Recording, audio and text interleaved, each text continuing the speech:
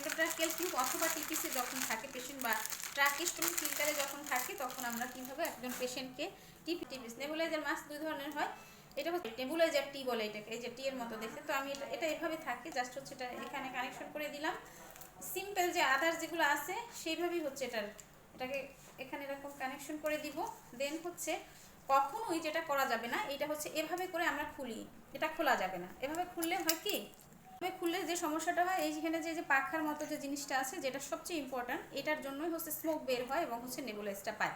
এটা যদি আমরা ফেলে দেই বা এটা যদি লুজ হয়ে যায়, এখানে যে লুজ হয়ে গেলে এই প্যাচটা খুলে গেলে বা ফেটে গেলে এখান থেকে বের হয়ে যায়। এখান থেকে বের হয়ে গেলে এখন এটা খোলার কোনো প্রয়োজন নেই। আমি কি করব, আমরা হচ্ছে সিরিঞ্জে যদি আমি নেই, সলিউশনটা যদি সিরিঞ্জে নেই, যেটা অ্যাম্পুল থাকে, এটা তো প্লাস্টিকের, যেটা কাঁচের হয়, সেটা হচ্ছে আমি কি করব, সিরিঞ্জে নিয়ে এখান দিয়েও কিন্তু একটু টেকনিক্যালি ঢালু করে দিলে এই ছিদ্রটাতে পড়ে গেল, একটা খোলা লাগবে না। এরপর হচ্ছে আমি যেটা দেখব এইখানে আমি দিয়ে দিব। এটা যদি একদমই খোলার প্রয়োজন হয় তখন আমি কি করব, এটা এভাবে এই যে আমি এটা সলিউশনটা এখানে দিয়ে দিলাম। সলিউশনটা দেওয়ার পরে আমি আটকে দিলাম।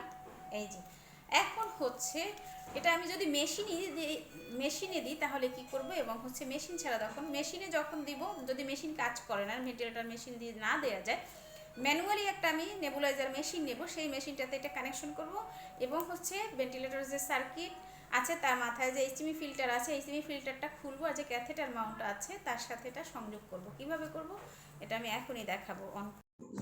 এরপর এলাইজা যে আমাদের ভেন্টিলেটর মেশিনটা আছে, এই মেশিনটা আমি দিব হচ্ছে এই টিপিস দিয়ে নেবুলাইজেশন। তো এখানে আমি গেলাম, এখানে ফাংশনে গেলে দেখা যায় একটা নেবুলাইজেশন যে লেখাটা আসছে সেটাতে ক্লিক করলে একটা টাইম আসবে। টাইম আমি এখানে 30 মিনিট সিলেক্ট করে দিলাম।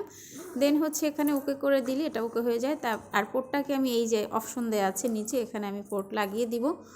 দেন হচ্ছে এখানে যে ক্যাথেটার মাউন্ট এবং এইচএমই ফিল্টারটা খুলে আমি এক পাশে এভাবে লাগাবো এবং তারপরে ক্যাথেটার মাউন্টটা যে আছে সেটা খুলবো। এই যে কানেকশন হয়ে গেল।